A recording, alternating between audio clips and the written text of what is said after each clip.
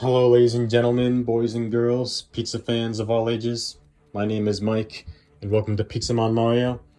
It's been a couple months since I last made a Nickelodeon All Star Brawl 2 related video. Sorry about that. I haven't had the time to do so, especially since it's been harder to, as we have no idea what's next for this game, if there is anything next. We got our last DLC fighter for Season 1, Iroh. And we did happen to get a big patch on the first, which was nice, but in terms of new content, it's unclear. Now, there is a chance we could get something announced for the game's 1 year anniversary tomorrow, at the time I'm recording this, but odds are that won't happen, especially with a lot of the dev team leaving. But that's not what I'm here to talk about. I'm here to talk about a question that's been on my mind for a number of months that I wanted to make a video on. I'm finally doing it now, so here we go. Now, first things first, I've said 1,000 times already, and I'll say it again, I love Nickelodeon All Star Brawl, both 1 and 2. They're some of my favorite games of all time, and this series in general has become a staple on the channel, despite the name of the channel being called Pizza Mario. However, despite my love for this series, I can't deny that the series isn't as beloved or popular as other games in the platform fighting game genre, like Multiverses, Brawlhalla, Rivals of Aether, and of course, Super Smash Bros.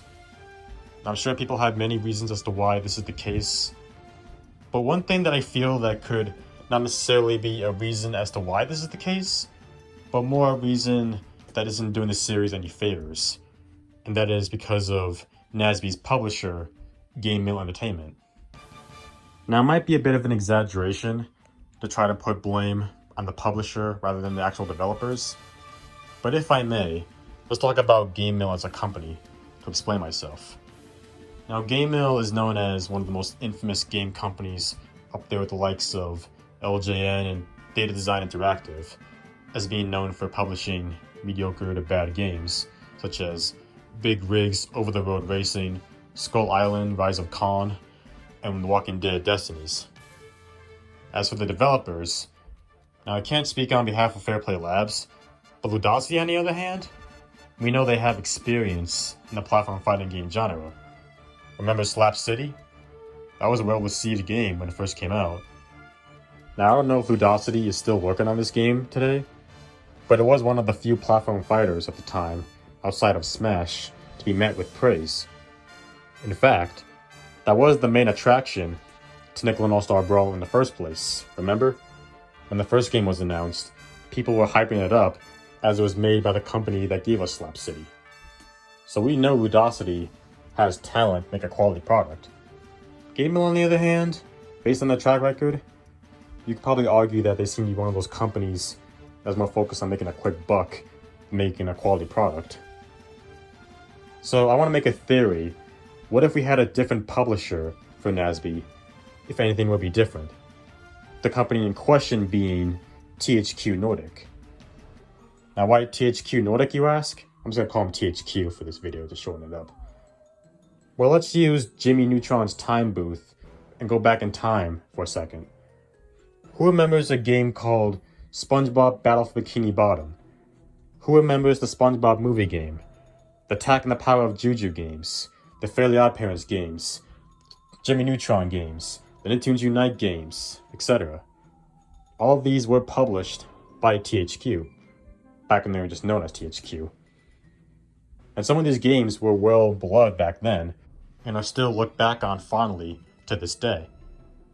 It was proof that it's possible to make a quality video game based on a licensed property like SpongeBob or Jimmy Neutron. Even in the modern era, we got SpongeBob Cosmic Shake, which is met with praise as well. The point here is that THQ has experience with Nickelodeon games and made some decent to great ones. And that leads me to my theory here. What if THQ had the rights to Nickelodeon All Star Brawl? What if they were the publishers instead of GameMill? Would anything be different than what we got with GameMill? Let's talk about it. So what do I think Nickelodeon All Star Brawl would look like under THQ? Probably most importantly, a bigger budget. While THQ isn't technically a AAA studio like Nintendo or Sega, I'm pretty sure, it is a relatively bigger studio than GameMill. I think the developers would have more resources to work with in comparison. They'd have more of a budget to make the gameplay, animations, visuals, and presentations as perfect as possible. And I think with the bigger budget, there's a good chance we'd have more content than what we have now in NASB 2, for instance, such as more characters and game modes. Now, as far as the characters go, I don't see the selections to change much. I think they'd mostly be the same, but I see the roster being a bit bigger with the higher budget to work with. Like, say, the base roster for NASB 2, for instance, being at 30 to 36 characters at launch. And we could have seen more of the missing veterans return, like Lincoln, Helga, the other two turtles, Oblina, CatDog, etc. And maybe some other new shows to go along with Angry Beavers and El Tigre. Now, what makes me think that, you ask? Well, remember that post from 2018 about how THQ and Nickelodeon were planning on reviving a bunch of Nickelodeon games? And I know some people will say this post is outdated, being from 2018, and nothing much happened with it since the post was made. And yes, you are correct. But I think it's still worth talking about in this discussion, as we have a crossover Nickelodeon game in this discussion. I think if THQ was the publisher, they might want to pull shows from this post here. Now, if you look at the list of Nicktoons here, there are 5 shows currently not represented in the NASB series on here. Those being Barnyard / Back of the Barnyard, Cat Scratch, Rocket Power, Tak and the Power of Juju, and the Fairly OddParents. Now, the Fairly OddParents, we can assume is still stuck in this Nelvana situation, and even on this list, it mentions US only. So, unfortunately, we might have to eliminate that from this discussion. Although, maybe since THQ has worked with Fairly OddParents in the past, they'd be more inclined to get Timmy Turner in the game, but maybe I'm being too optimistic. For now, we're going to have to remove FOP from this discussion. Hate to do it, but we have no choice.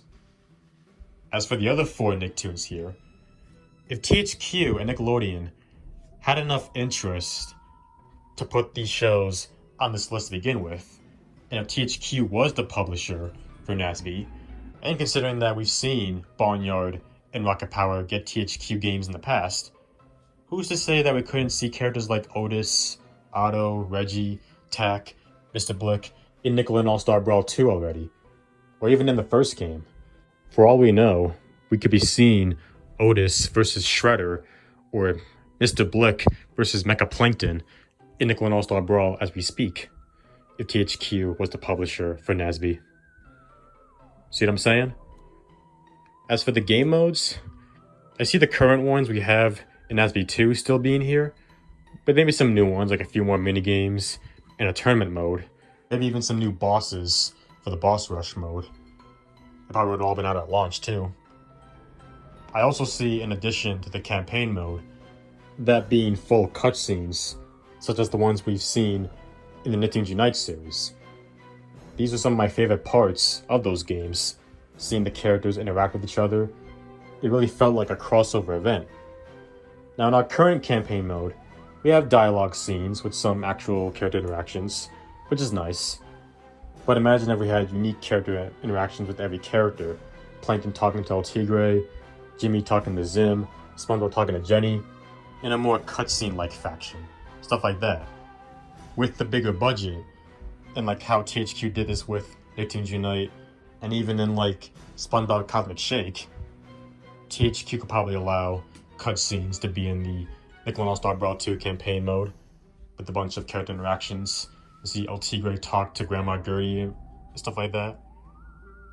Overall, I think under THQ, with the bigger budget, Nickelodeon All Star Brawl could have the potential to look and play even better, and a better presentation than we have currently, and possibly keep people invested in the product.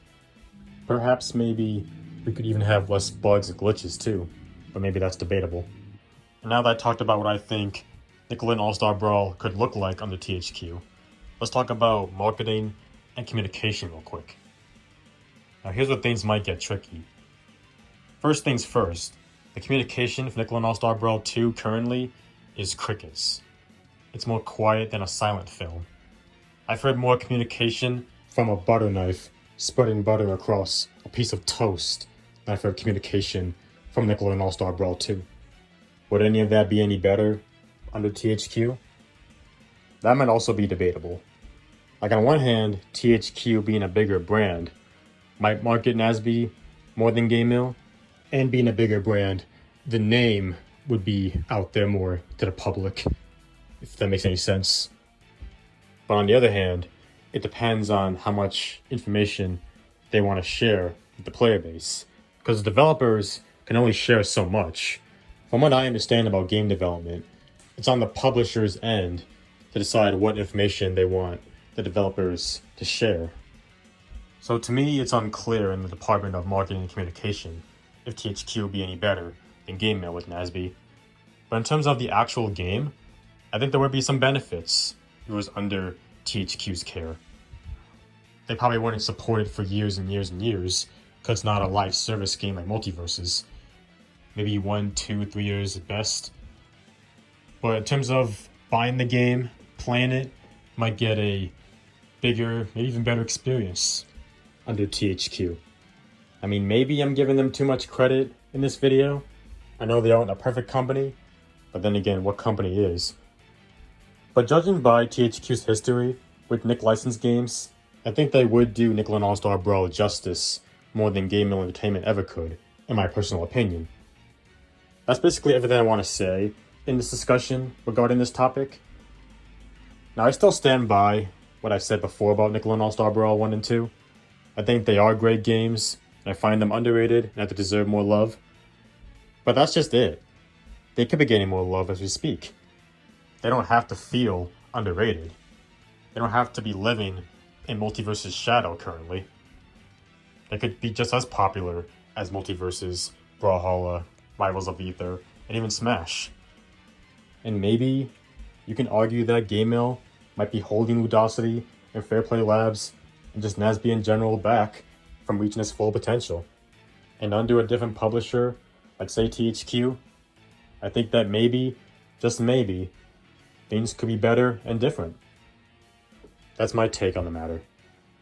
So with that being said, question of the video: what do you think Nickelodeon All Star Brawl would be like under THQ Nordic? Do you think it'd be better? Worse? Any other company you think would work better? Let me know what you guys think in the comments. As for the current state of Nickelodeon All Star Brawl, I don't know what to say about it. Who knows if we'll get more content for this game after IRO. I'm starting to think it's unlikely that'll happen with a lot of the dev team leaving. Maybe, just maybe, we'll get some kind of announcement tomorrow for the game's 1 year anniversary. But honestly, I'm not going to hold my breath on that. I'll be even surprised if we get a NASB 3 at this point. But no matter what, I'll still be playing these games in the mix of the other 200 plus games that I own. And I'll try to still make content on NASB 2. I still have to finish my Let's Play on the campaign mode, and there's new brawler ideas, which honestly has gotten harder to build up motivation to do, because we don't know if we're even getting more characters for this game, and it's honestly looking like we're not going to. However, I might at least do the next 3 episodes, Lenny Loud, Harvey Beaks, and the Missing Veterans, as those movesets are pretty much done. And if you guys still want me to do new brawler ideas, even if we're in limbo about the game's future, you can let me know in the comments. And that pretty much wraps up everything that I wanted to say in this discussion, ladies and gentlemen. I don't know how long this video will be. Probably won't be too long. Maybe like under 18 minutes. Not super long, but hopefully you guys enjoyed it. Just a little theory here. You know, I like doing these what-if scenarios, thinking about what could have happened, stuff like that. Now, one thing I forgot to mention about the game's first anniversary is that I will be doing a stream in honor of the occasion. But it won't happen tomorrow, because tomorrow Mario and Luigi Brothership is coming out. I'm going to do a video on that.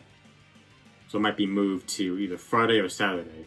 I don't know, but expect to see a stream of NASB 2 soon for the game's 1 year anniversary. But as for right now, it's time for me to hit the road. That's going to be it for today's video. Did you like it? If you did, give me a solid and punch the like button below like a piece of dough. If this is your first time on this channel, and you like what you saw, and you want to come back for more, hit that subscribe button to become a member of the Pizza Man Mario Party today. Share the video with your friends, your boyfriends, your girlfriends, or whoever you want to share with. Hit that bell and turn notifications so you can be the first one to see all coming videos. Have a bit of time, leave a comment. Until next time, this is your boy Mike, signing out. So, peace out, y'all. Hope you have a great rest of your day.